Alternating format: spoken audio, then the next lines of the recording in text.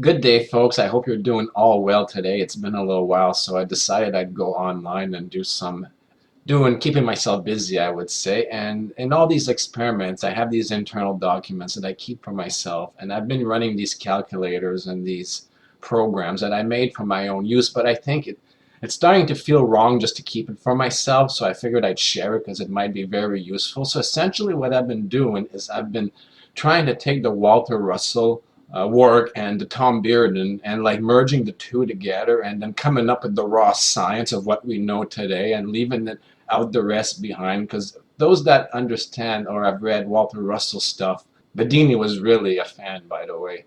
What happens is it's written so long ago that it's almost biblical in Shakespeare. And you want to take that language out of there and modernize it, right? And then try and strip out the scientific component, if any, is left. And I've been doing that and making formulas around that to try and help with finding not only regular resonance, but the actual element resonance. And Russell was really big into that, but had a very language. It was out of date, let's just say. So I've been modernizing that and been using it along with the Tom Bearden philosophy to analyze it and bring it up to pace. And there's really some good stuff in there. So use it for what it is, as is. There's a lot in there. So it's a website, obviously, with the calculators, and there's a whole theory section because a lot of people would like to know, well, how do you come up with these numbers? So most people will just use it, but others will want to know. So there's the whole theory of basically rewriting the Russell philosophy in a language you can understand today and what that means in our energy systems and how you can build these what you're looking for, these open systems. I'm just going to explain that. So you want to go to the website. It's typewrite.social/matrix. That's all it is. And there you get the calculator and the explanation, which has a lot in there. The Science of Scalar Transmutation, a field guide.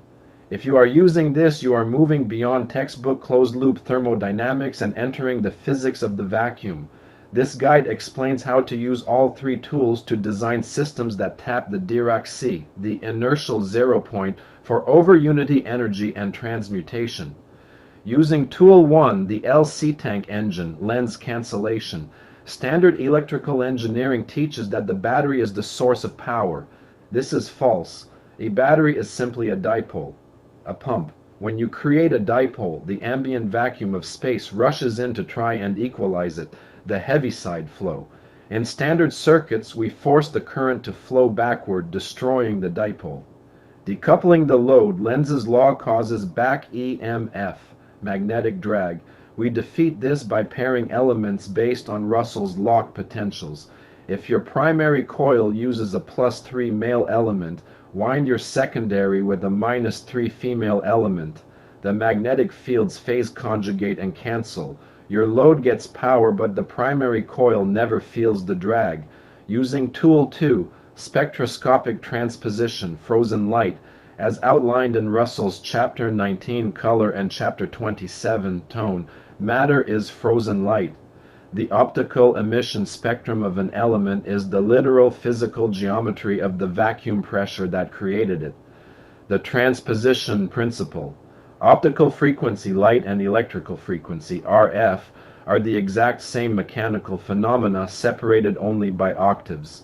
The math by taking the dominant spectral line of an element, example, iron at 590.58 nanometers, and mathematically having the frequency, we drop the wave from the terahertz optical band down into the megahertz or kilohertz electrical bands. You use Tool 2 to find the mathematically perfect electrical harmonic, and you feed that exact frequency into your function generator. Using Tool 3, the phase gator, called electricity. Standard thermodynamics always produces heat loss, because standard physics only utilizes the exothermic radiating/discharging half of the wave.